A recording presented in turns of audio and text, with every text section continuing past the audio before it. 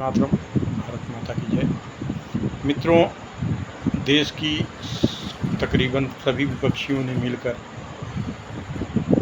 भाजपा के खिलाफ एक गठबंधन किया और उसका नाम रखा इंडिया।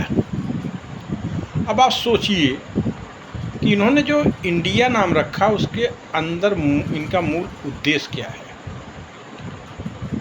अब ये अविश्वास प्रस्ताव लाए, उसमें हार गए। दिल्ली सेवा बिल पे वोटिंग हुई, उसमें हार गए। तो क्या अब लोग कहें कि इंडिया हार गई? यानी कितना क्रूर मजाक है ये देश के भावना के खिलाफ। अगर कहीं चुनाव होता है, लोकसभा चुनाव के पहले उपचुनाव मिलकर लड़ते हैं लोग, जैसे घोसी में सपा लड़ रही है, भाजपा और सपा को समस्त गठबंधन दल जो उन्होंने इंडिया गठबंधन दल बनाया उसका समर्थन प्राप्त है। अगर सपा प्रत्याशी हार गया तो अगर कहा जाएगा इंडिया हार गया, क्या उचित होगा? इन लोगों ने, जितने लोग इस विपक्षी खेमा के एकत्रित हुए हैं, न इनकी नीति है, न सिद्धांत है, न देश हित के बारे में कभी ये सोच भी नहीं सकते। देश के भावना पे चोट पहुँचे, देश गर्त में जावे, इससे इनको कोई मतलब नहीं। अब आप सोचिए, आपका देश विश्व का 5वीं अर्थशक्ति हो चुका है। अब इनके मुंह में लार टपकने लगा कि भैया अब तो तिजोरी भरा हुआ है, अब हम चलते हैं तो ये आएंगे तो करेंगे क्या? क्या इसरो को मजबूत करेंगे?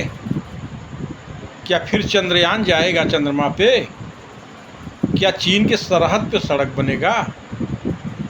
या आप अपनी आंख खोल के अपने अगल बगल कहीं भी देख लीजिए, चाहे वो सड़क हो, चाहे रेलवे हो, चाहे एयरपोर्ट हो, जिस हिसाब से विकास हुआ है, क्या ये विकास करेंगे?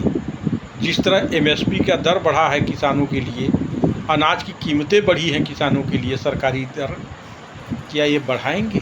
इनका इतिहास देख लीजिए, ये सिर्फ वही योजना लाएंगे जिसमें होगा खाओ और खाने दो।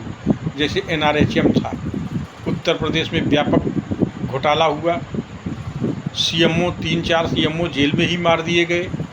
न उस समय की केंद्र सरकार ने इसकी जांच कराई, न उस समय की राज्य सरकार ने इसकी जांच कराई, और माफियाओं ने पूरा का पूरा धन डकार के स्वाहा कर दिया पूरी योजना को। इनके द्वारा लाया गया कोई भी योजना आप बताइए पूर्ण रूप से सफल हुआ? जो भी योजना केंद्र से चलता था उस समय, लगातार 2 कार्यकाल मनमोहन सिंह का, वह योजना सिर्फ यही होता है, तुम भी खाओ हम भी खाओ, यही होता था योजना।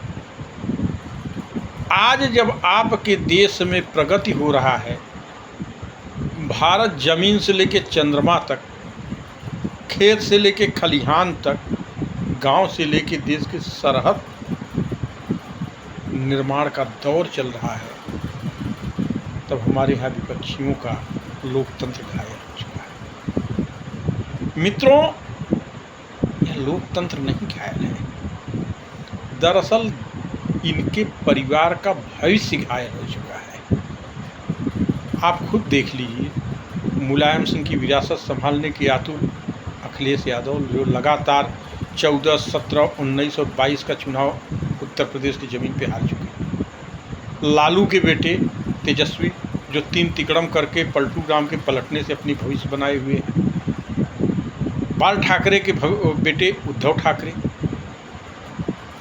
महबूबा कश्मीर की फारूक अब्दुल्ला और उनके बेटे, ऐसे आप पूरी सीरियल जोड़ लीजिए, आपको लगेगा कि सिर्फ सोनिया का राहुल ही नहीं, सभी बड़े नेताओं के पप्पू अपने भविष्य के लिए परेशान हैं।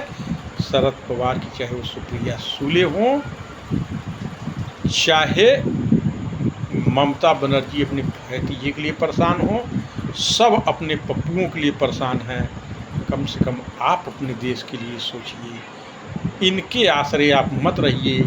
अगर ये चुनाव जीत के सत्ता में आ गए तो बंदर बांट होगा, क्योंकि इनको पता है खजाना भरा है। वंदे मातरम। भारत